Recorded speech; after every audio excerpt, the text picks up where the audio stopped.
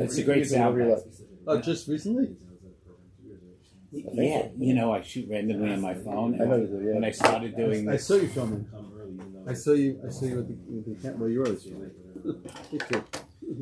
That's the truth. Okay, now we're live.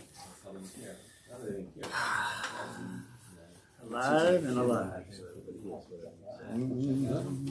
Okay. It's alive. Alive and alive? Live and alive. Alive and alive. Okay. Hashem, we're back. Hope everybody had a nice Yontif, nice Shabbos. Hopefully, got to work on your bitachon a little bit. no, there's never an assignment during a vacation. Just breathing is a test of bitachon. So Baruch Hashem, so let's talk a little bit about that. At least we'll start off that way. We're back on page 215. We are just sitting on this seventh difference. I don't remember what we spoke about before Pesach, so we'll just start again. Anybody care? Nah. I know we ended up talking about power and control. We'll come back to that, Mitzvah Hashem. So let's start. So on page 215, Vashvi. Maybe at the end remind me. We'll see if I talk about it. We're getting to the end of this Sefer here.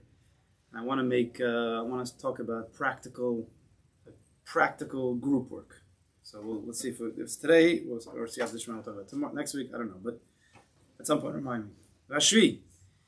Kebotech belukim lo yaval b'himana be'akashav lo b'hipoked ahu v'lo yetzer hanimsa ve'inenu choshev lios meter v'yomo. Kelo yala libo ma'yil ha'macharasom b'bnei she'enu yodea eis bo kitzu.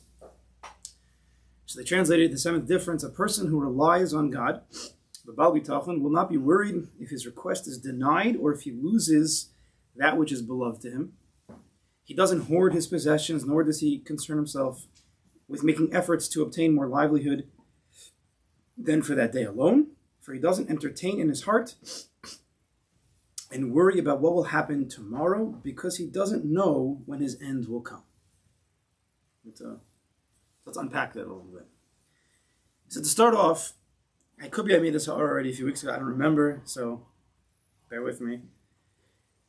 In the Sefer, he says, "Vashri ki abotech belukim lo ya'aval b'himana b'kashav lo b'poket ov." A person, and they translated it as, a person who relies on God will not be worried if his request is denied or if he loses that which is beloved to him. What's the difference? With what? What if his request is denied or he loses something? It's two different things. If I asked for you to help me with something, or I asked from Kadosh Baruch Hu and he says no, or you say no, or if I had money and I lost the money, I lost my wallet.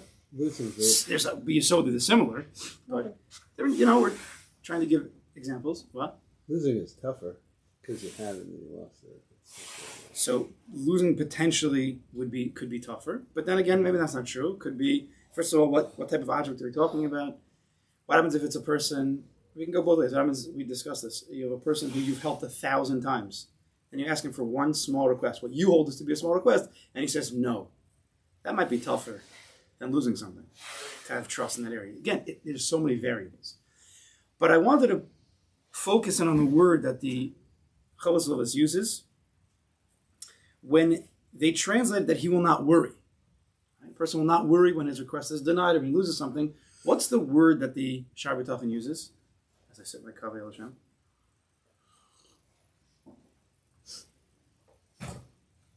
The guy will not worry. What does it say? What's the word? Is it daga? Doesn't say daga in this paragraph. What? It says what? Oh, where are we? Everybody here with me? Page 215. Yeah. What? V'hashvi. Everybody see this? Kebotech belukim lo ye'eval b'himana b'kashav lo b'poket ov. And they translate it as, a person who relies on God will not be worried if his request is denied or if he loses that which is beloved to him. Oh, the Shaar Habitachon says the word lo ye'eval. He will not avail us. He will not go into availus. He will not mourn. A non-Baal Bitachon ki'ilu mourns when he doesn't get what he wants or when he loses something. What we did discuss is that it's a chiddush here, and we have to pay attention, is that when a person has something and he loses something, you can understand the concept of, quote unquote, availus. Not availus over, it could be discussing a person. But let's say it's over his wallet. He loses his wallet. We don't want to lose our wallets.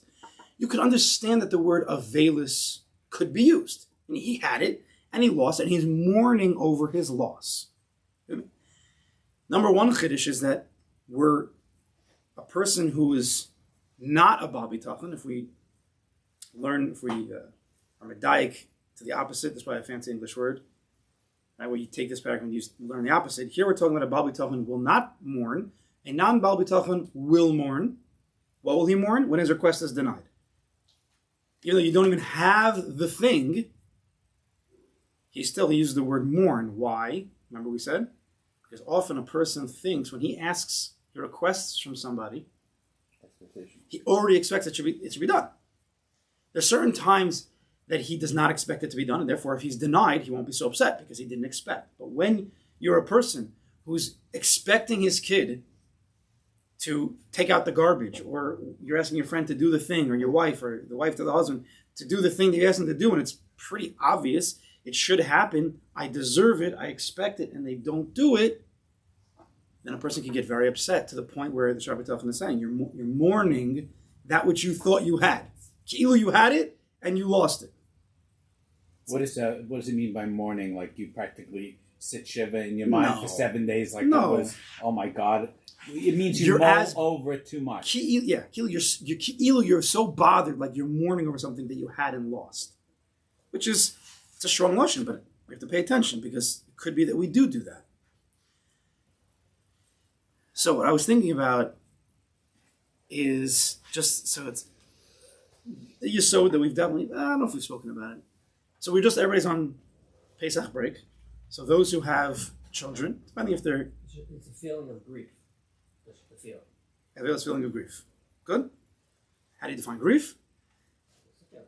It's a feeling. But mourning is an action. Grief is the... Is it greater than disappointment? I mean, I think it's okay to be disappointed. Of course. I mean...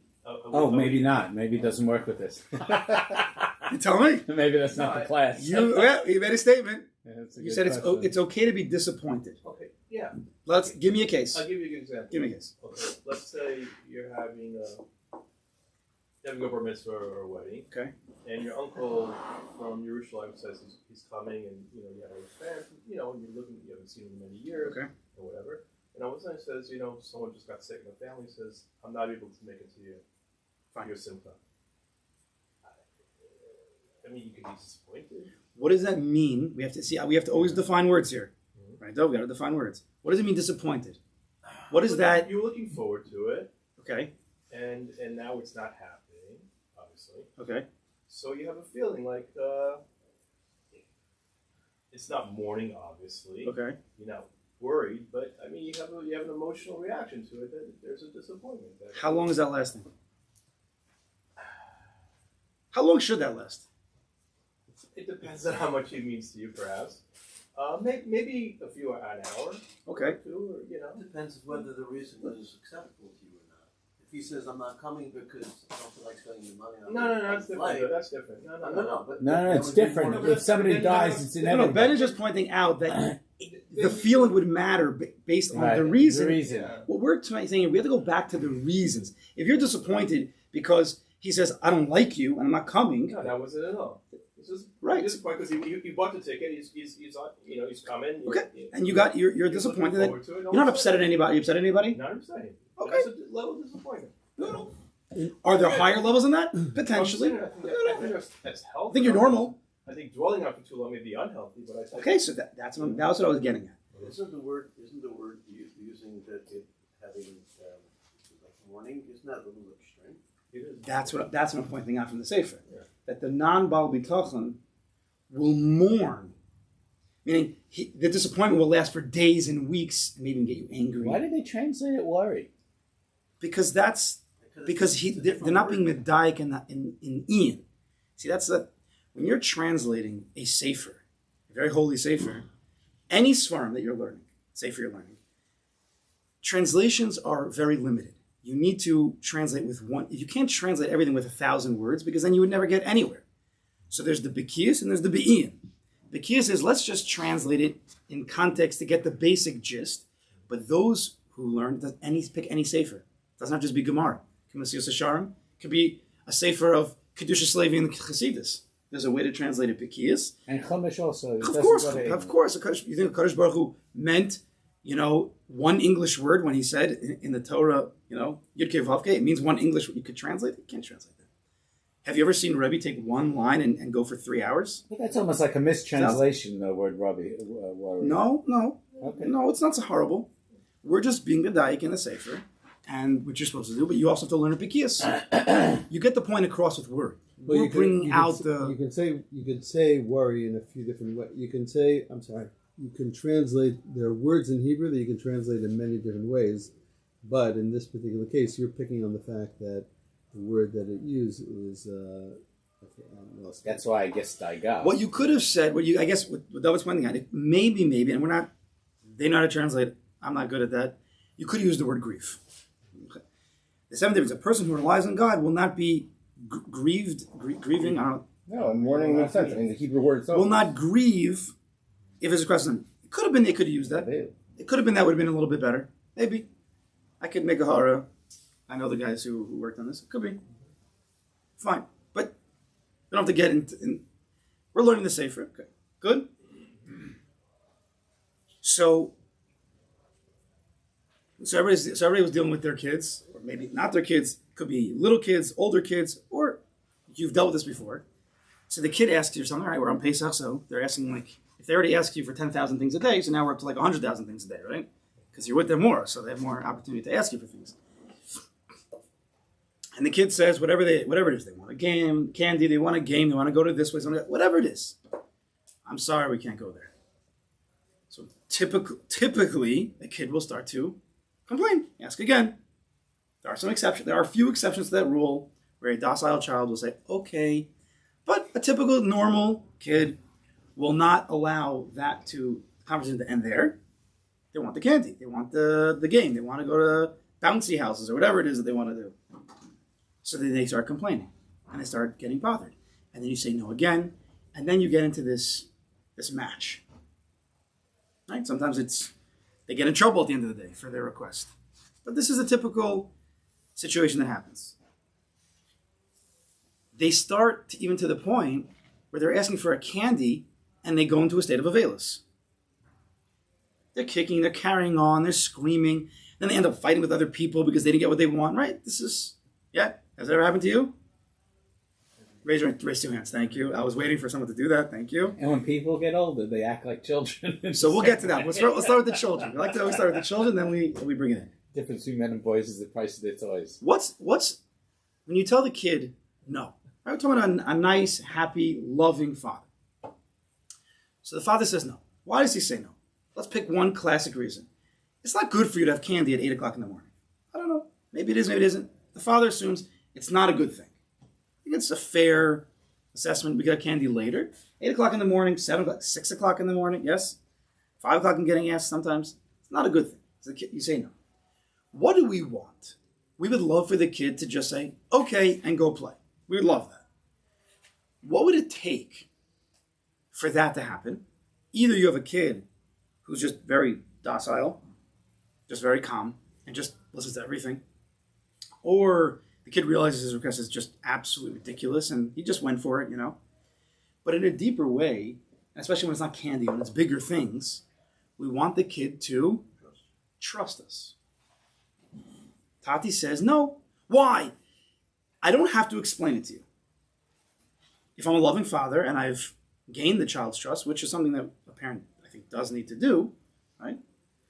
I want you to trust me. It could be I'll give you a reason, but they might still fight back. At the end of the day, I want the kid to trust me. And then even if they ask once or twice, eventually they do go in, they don't make a big stink about it, and they don't go into a state of availance. What's the difficulty? Again, we're breaking down, we're going to the pneumias. What's the difficulty? Well, they want it. Very simple. They want the candy. What? No child asks you why when you say yes. Right. You also want to avoid the Well, once in a while, maybe, but no, they usually don't. What? You may also want to avoid the tantrum that's coming when you say no, right? So that can influence the parenting decision. Yeah, man. Do I want to have a bad morning, or do I want to have an easy morning? Okay, there's a lot of cheshbonos. What's going on here is the battle is the kid's ratzon, their desire, versus the desire of the parent to have the kid trust them. That's really what's going on over here. The kid wants the candy, he wants the event, he wants the this, he wants the that, and the parent wants, it's still a want. So there's two wants fighting. One want is for the thing, and one want is for the parent. The parent wants the child to trust them. Right? The same thing is what Kadosh Baruch Hu does with us. We have lots of requests. We're human beings. He gave us this wants and desires. We're humans. We need money. We need food. We need clothing. We want health, need, whatever. I'm not getting into the technical details. And we're told and we're taught you have to ask. You have to live in a way that you deal with the Kadosh Baruch Hu. He's the one who provides everything. Could be even good weather. You want good weather. I mean, I was in LA last week. It wasn't feeling like this. You know, I came back. It was nice. So I have all my wants and my desires. And therefore, I ask the Tati. And then HaKadosh Baruch Hu gives his answer. Whether he gives it right away or it's over time. What does HaKadosh Baruch Hu want from us? It's very simple. He wants us to trust him. Now, a child can ask once, and it's possible in certain situations, respectfully, he could ask again. It's possible. Right? That's not crazy. Right? A parent who says, no, and don't ever ask me ever again, ever, ever, ever, he never allows the kid to ask anything, that's something wrong. Right? If the kid is honest and he's respectful, and he just, he wants to ask the craziest thing. We're humans, we're normal. At some point, the kid has to trust, and he has to move on. It's the same thing with the Kadosh Baruch Hu. He wants us to live life, but he wants us to trust him. Yeah? It's just important. These are basic yisodos of bitachon, but it's a way of seeing it and perceiving it, because when you see the way you deal with your child and you break it down, you understand it. So Kadosh Baruch Hu deals with us the same exact way. Now there's another line he says in this paragraph that should pique someone's interest. He says, let's just translate in English here. He doesn't hoard his possessions, nor does he concern himself with making efforts to obtain more livelihood than for that day alone. So the Chavos is saying that a Baal Bitachon, seemingly, this is where the question would come. Everybody who's a Baal Bitachon has to live like the Chavetz Chaim. Everybody knows the Chavetz Chaim, some of the tzaddikim, him or his wife, they open up the store for 3 hours a day. When they had enough money for that day, they closed the store. Right? So this is where the story comes from. Nor does he concern himself with making efforts to obtain more livelihood than for that day alone. Comes from Parshas Haman. It comes from Parshas Haman. That was ultimately, a little earlier. Yeah, 100%. I agree 100%. Now, I think, you could correct me if I'm wrong, if a person would read this, I know that the Shaar Habitachon, Shaar Habitachon is speaking about a Baal Bitachon at a high level. I know that. When I see this line, I think, up until now, maybe I can get to these levels. There is no possible way. It's not shaykh. First of all, who does that nowadays? Second of all, I work for somebody. I can't just stop. It's not possible. So what a person may do, he's reading this, everything else in Chavos Levavos Ki'ilu is emes, but this is like, it's not sheker, chas v'shalom, but this doesn't apply to me. It's not possible. See, Ki'ilu, in his mind, he kind of just deletes it and moves on. He's not throwing out the sefer. He understands that the rest of the sefer is probably shaykh, and this is true, it's for the tzaddikim, I have to move on. It's not possible nowadays. That's what I think a lot of people who read this line, you're learning the sefer very bikiyas, which is very important. You should learn it many times. But I think they would just kind of like, yeah, okay, great, thank you, let's move on. Let me ask that. However, I think we have to understand what he's saying here. Is the Baal Chavos Levavos saying that a Baal Bitachon should close his store after 3 hours every day if he makes his money? Is that what he's saying? No. If you're going to say no, then I'm going to ask you, what is he saying and where do you see in the words? Boom, boom, boom, boom. What is so fine? You said no. What do you think he's saying then? He's saying just that the person is now like, this is what I'm doing today, and I'm okay. Whatever it is good. He's not. He doesn't have cheshbonos about tomorrow. Like meaning that I'm living in the present. I'm being. So what does he mean? Nor does he concern himself with making efforts to obtain more livelihood for that day. It's his daily quota, like his daily dose of hishtadlus that these guys. So first, I want to make another point about the translation. You know, in the non-bold, that's them adding words to help out. But let's, for now, I want to take out the non-bold because I don't think that's 100% how it should go here. He doesn't hoard his, nor does he concern himself with more livelihood than for that day. I'm agreeing with you, Dov. I'm going to give you a mashal, and then we're going to explain what Dov is saying. You have two guys. Mashal, two guys. Both, everything is the same about them. They both have children who are getting to marital age. You know, let's just say they're 17, 18. I don't know. So they know in a few years, in Mitzvah Hashem, all should go well, and they're going to have to make a chasana. Chasanas are not cheap, and they know that it's going to cost more money. For Jews. Not cheap for Jews. Goyim, We're talking about two Jews here. Yeah. So anyway, so now you have these two Jews who have to plan for the chasana. One guy he's mamish nervous. It's a lot of money. He hears his friends talking about it. He's not sure what's going to be. He's not making enough. He's going to have to start, saving, cutting a little bit to make it even practical. And he's worried. He talks to his wife, and they're getting nervous. The other guy, he says, chasanas are very expensive. It's going to take a certain amount of money. I need to start saving now. I need to start maybe even cutting potentially, and to prepare myself for this chasana. Is there a difference between the two people in the world of bitachon? Yeah, you in the back. Yeah. Yes, sir. It's all two Jews, yeah? Yeah. The Goyim know how to do the tools. This is a very, very important whole approach to how you live. It's not just isolated if I get up and make a living this morning. The person who really has bitachon and it's in his DNA, and I've seen it, I've observed it over my lifetime. I know people like this. They are not shakable. They do whatever they do. They do it with a fancy word with aplomb. Is that a word? Aplomb, A-P-L. It is a word. An SAT word. I didn't do all the English part. Yeah.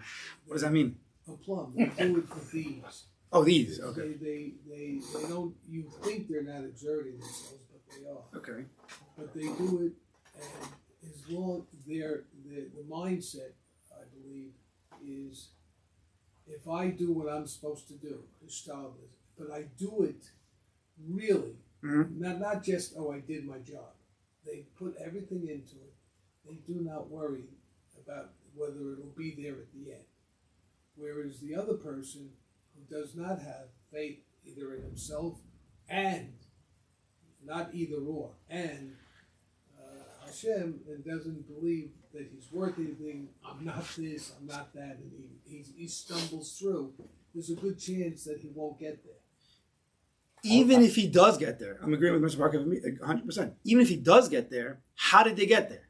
The first guy is worrying the whole time. The second guy is going to get there because he undertook whatever he's doing on a daily basis with faith of what he's doing. He did, right. So he did his, both people are doing hishtadlus. They're both going to work. They're both going to cut, whatever they have to do.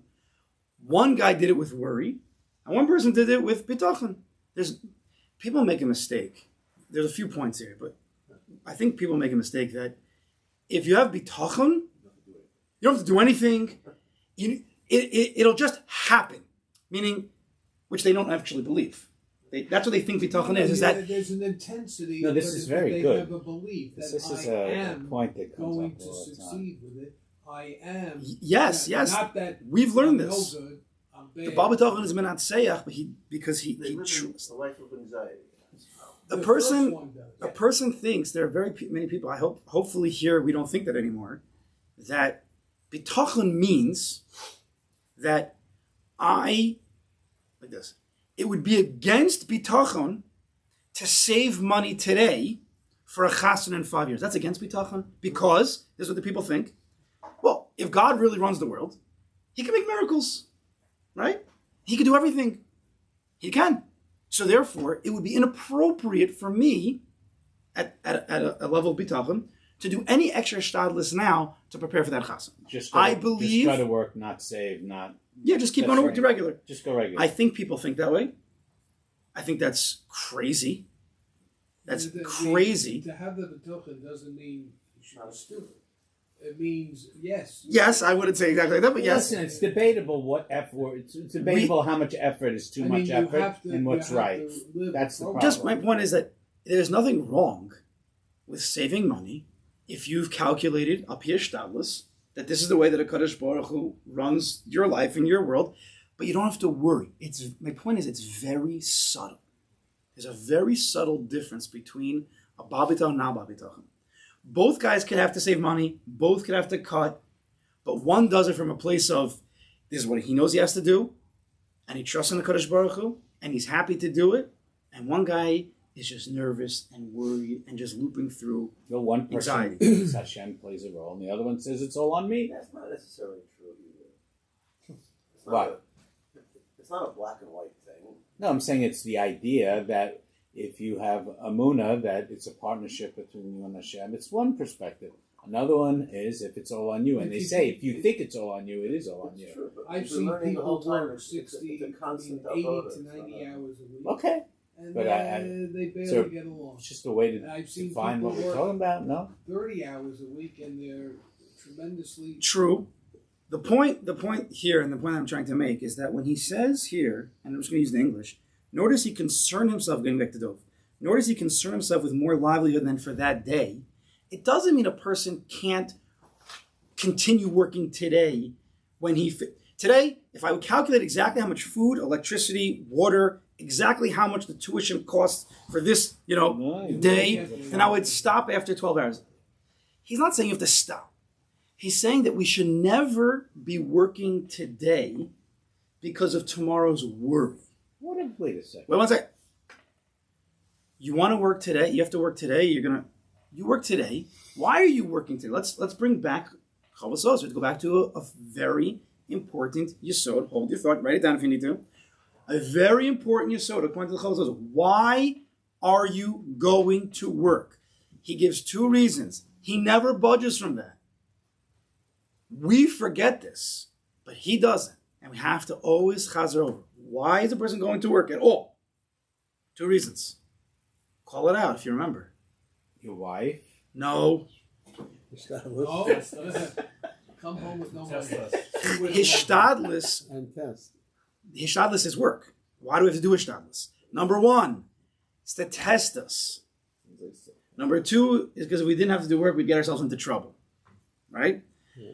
But the overall goal, let's go back to the one that we pretty much focus on, is that he's testing us. What's he testing us in? Everything. Whether it's testing our Emunah B'tachon, whether it's testing our Shemir Seinayim, whether it's testing our ability to focus. All these things are thrown at you on a daily basis, and I'd like to paint a picture for you. Wait, can you hold that? Hold the painting in 1 second. Hold the painting. Yeah, no problem. And I want to go back, because we discussed, we have to remember all the lines, because we have to live with this. What is it testing us? What is that? It's not, so every day I have to go through thousands of tests. That's not nice. We learned, if you remember, what's the tachlis of the tests? To see how you react. But better. Opportunity for growth. Opportunity for growth. Right? If a Kadosh Baruch Hu is the one who creates all situations, and everything he does is for the best, for my best, whether I know it or not, and he's all powerful, yes? He knows me more than I even know myself, and he's with me since I'm born, before I'm born. So everything he ever does for us, this is Yesodus 101 of Chavos Os. Everything he does for us is only for our potential growth. Everything he does is for the best. Why would he do anything other than that? He's so big, he's infinite. He needs to zap me and hurt me like he gets enjoyment out of that. An infinite God doesn't get enjoyment over someone's pain. So he puts us in situations and he implants within us. Let's go even further back. He implants within us certain desires. Some people desire numbers. Some people desire talking to people. Some people desire learning. Some people desire, whatever they desire. And it's from that a person goes and says, okay, Kadosh Baruch Hu, I'm here to serve you in your world. And I'm going to do what you implanted within me. And I'm going to try to find a way to be osik in that. And we're normal with making some money. And how current, right? Don't be a fool. That's rule number 101 in Yiddishkeit. So Rav Simcha Bunim says, don't be a fool. Don't go for a job that gives you $10 an hour. Be normal. Then you go to that job. And then every single moment in that job is an opportunity for your growth. So even if you're done for the day, even if you could imagine, you could calculate somehow exactly when you would have to be finished for the day, if you could, you still would continue because it's for your very best to continue working. Some people, if they could pull back a few hours, we discussed this all the way back at the beginning, we're chazing over a lot, then he should. If you remember, someone reminded me this Maisa just the other week, so I'm saying it over. I said a Maisa about a guy who we were schmoozing, and it came out that he didn't need to be working all day. Whatever the reason. It wasn't because he was doing so amazing, just he didn't need to be working all day. So I said, so what do you do? He's like, I don't know. I sit in my office and I said, so why don't you come to the base measure and learn for 10 minutes? He's like, I never thought about that. And he did. And he started to come, and then and now he's learning every morning for an hour. The Havdil, there were scientific Wait. studies that say you could do it in half the time. So you have a person who's, again, he's working. He finishes his allotted time for that day, which is not possible to really calculate that. So either he continues because this is what he's meant to do, or you have a guy who says, you know what, I want to pull back. I'll go to base medrash. Maybe I'll take a walk today. Remember that? We spoke about that. You need to take more walks outside. Take a walk for 10 minutes. What are you doing? Twiddling your thumbs? You're playing some phone game or something? Take a walk. Bitachon allows us to expand ourselves. Because a person who's working, he's not worried. So he could work the whole day, even if that money is going to be for tomorrow or the next day or for the chassan in 5 years. He's not working out of worry. That's what Dov was trying to say. He's working today because there's many reasons to work today. Don't worry about the future. You can calculate the future, right? The two guys have to make the chassan in 5 years. One guy was worried, and every decision he makes about saving and cutting is coming from a place of worry, anxiety, nerves.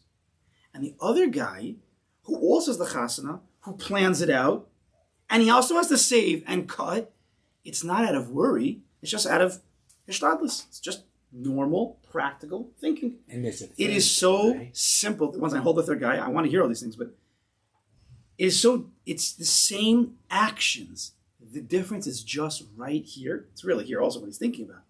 But that's the only difference. And that's the difference between a Bal B'tachon and non-Bal B'tachon. Who's the third guy? The third guy is the guy who follows what it says over here, and he only worries about today. Is he stupid, or does he have faith? What do you mean he worries about today? He's not cutting. He's not necessarily saving. He's worried about, do I have enough for today? Yeah. And he's not worried about 5 years from now. Is he a shlamazel, or does he have faith? Is the right perspective to be that person that you only just that guy described? knows. Only No. him and God. From a bitachon perspective, what this is saying. If you had a person on say, level, like David, if you had a person on level 100, you're only going to get today. You're never going to get extra.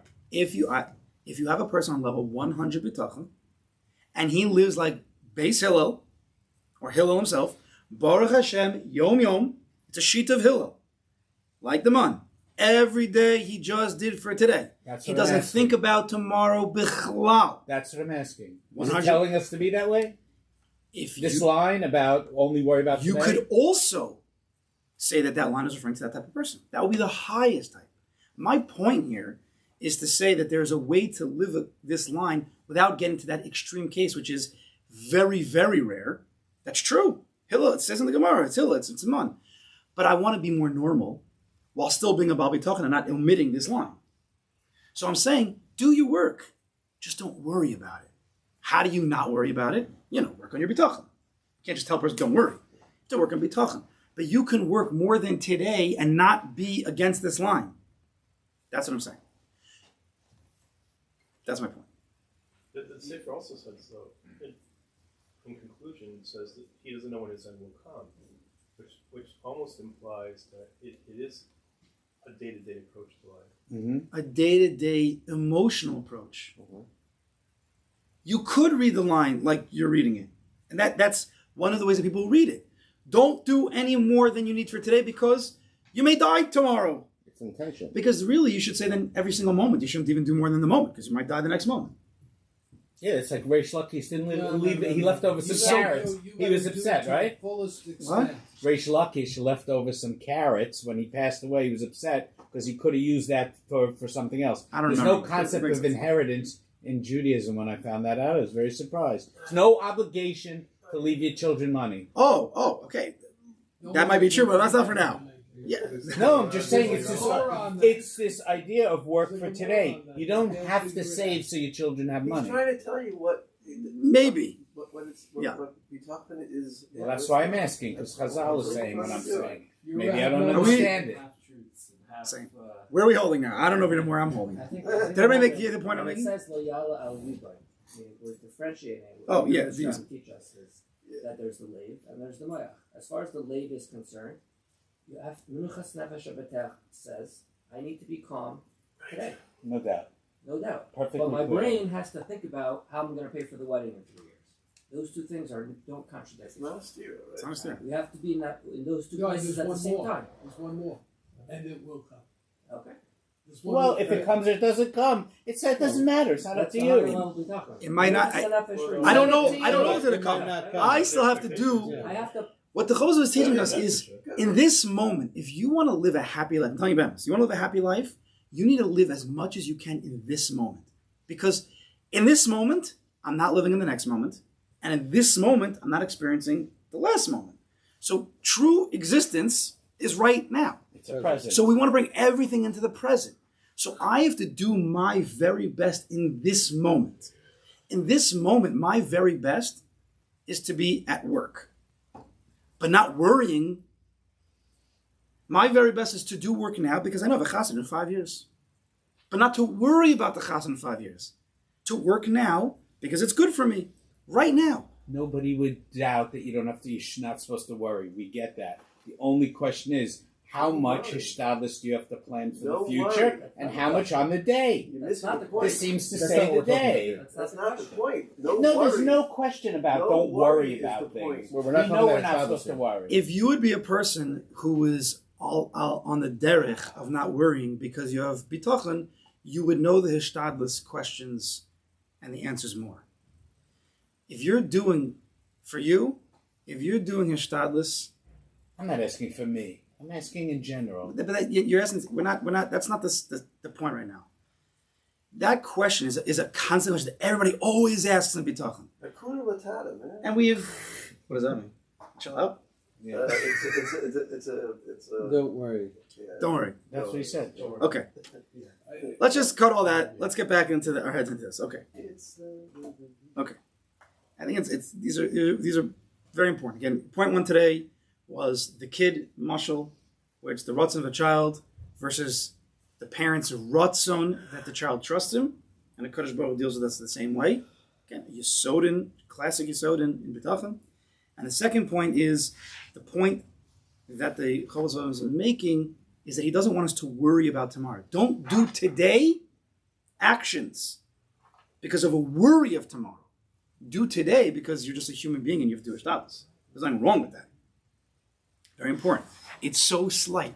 One of the effects, the totzaot of, if we get this down, is that some people, and I made a remiss this before, people will throw out their thoughts about themselves of being a mamin or a Baal Bitachon because they're just uneducated. For example, we were just saying, let's go back. A person might think, well, if I'm thinking about a chassan in 5 years, I'm not a Baal Bitachon. Because if I was a Baal Bitachon, I would never think about, what, a chassan 5 years from now? Is that true? That's why people don't have No, children. don't worry about it. Because Wait, they say wait, they wait, can't afford it. They don't have faith. I can't do this stuff. I have to go Sorry. very, That's what it is. very good. We got to go clear, The logic. world That's what doesn't we're doing. believe in Hashem. They don't have children. They have a limited life because they think it's too expensive. Right? A person is such a Yetzer Hara. He's so good. He convinces people that they're not ma'aminim and they're not Baalei Bitachon with some sick tricks. The very fact that a person's thinking about, say, because he heard a shir, the shir's about Bitachon, and if you have Bitachon, you don't have to worry about anything, because Hashem will take care of it, and you hear all these miracle stories that happened. See, HaKadosh Baruch Hu could do anything. So a guy comes out of this year and he thinks, oh wow, therefore if I think about next week, I'm not a Baal Bitachon. Because really I should drop all thoughts and I just should live with Hashem's miracles. That's not true. You could still be a mammon and a Baal Bitachon if you think about next week or next month or next year. It's possible. The definition of a Baal Bitachon is someone who's not worrying about the futuristic event because he believes that there's a Kadosh Baruch Hu who runs the world for his best, who could do anything he wants to, and if he did it, if it's going to happen, it'll be because it's supposed to be. And based on that, I should take the proper steps to make myself the keli for that. If it's, I need money for a chasana, so according to what I understand, no worry, I need to cut or save. 100% you're a Baal Bitachon. Don't let the Yetzer Hara convince you other than that. But I'm telling you, bevadai, lots of Jews are walking around thinking inside themselves, they won't say it, but they're thinking, I'm not a mammon and I'm not a Baal Bitachon. Because I think about next week. Because they don't understand what Bitachon is. They don't understand what Amun is because it was just never taught. So you're walking around with just Yetzer Haras in your head. It's wrong. It's negative. It's pessimistic. It's sheker. That's why it's usher. We have to become educated. The definition of Baal Bitachon is your belief gets you to a place of not worry, or to some degree, let's begin, we're humans. Less worry than yesterday, less worry than it could be. We're on the derech of not being anxious because even if I want to worry less, because I want to believe that HaKadosh Baruch Hu runs the world, you're also in the world of Bitachon. We have to change the tides here from being negative, depressed, only when I have it 100%, then I have it. No, we have to change that. I think Rebbe started like 1,000,000 times. Even 1%, you're working on Bitachon. You're in the world of Baal Bitachon. Be positive. Because that 1% will get to 2, and 2 will get to 3.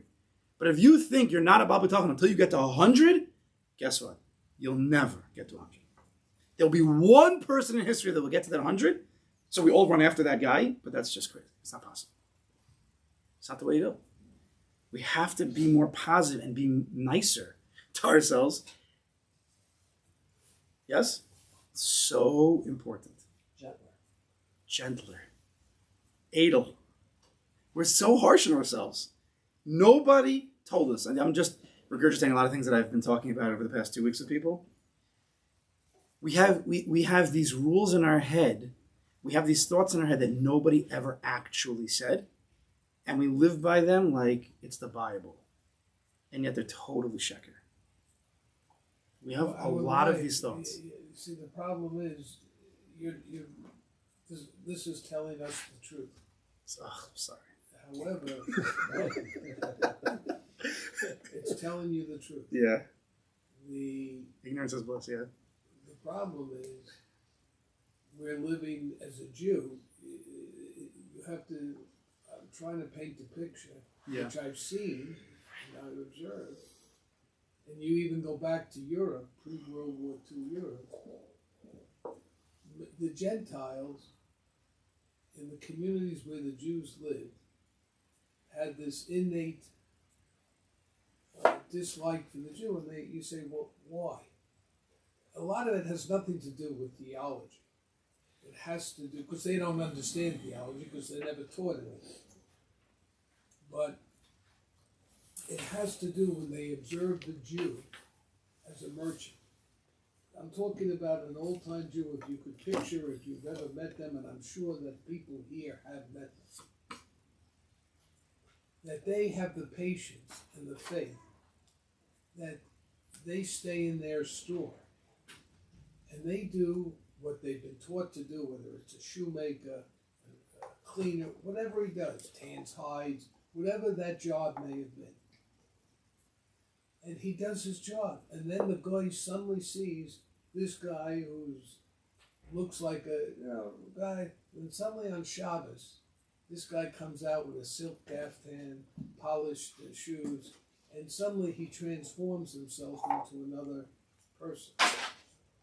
And that's why they hate us. That's why they hate you, because... So what Mr. Parker is saying is that we should all enjoy Shabbos, and we should take a rest, and Rit Hashem. No, what I'm pick it up saying next is... week. No, what I'm saying is that person does his job with complete faith, does everything he's supposed to and more, and services people or takes care of people, and they go about their business. They're not worried tomorrow the price of this is going to be this.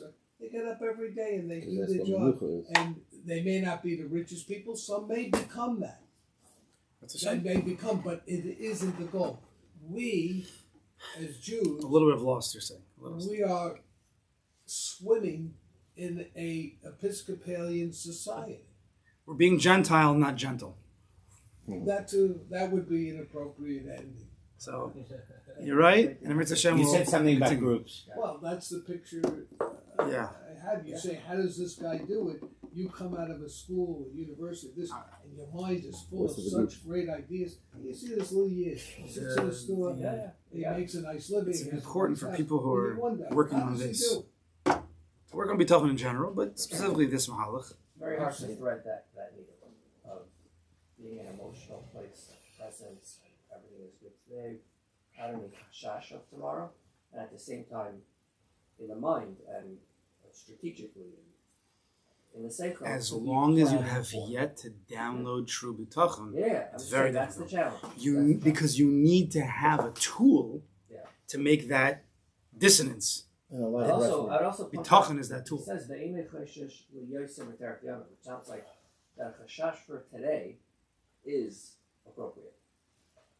Yeah, he said such a thing. He doesn't. What he. You have to understand what that means. Be that as it may.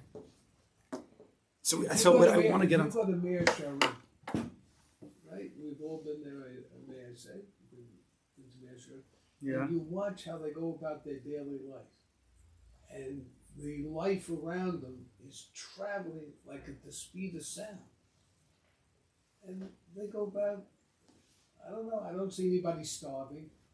I don't see stores empty. I don't, and they do, because they live in a world, a true Jewish world.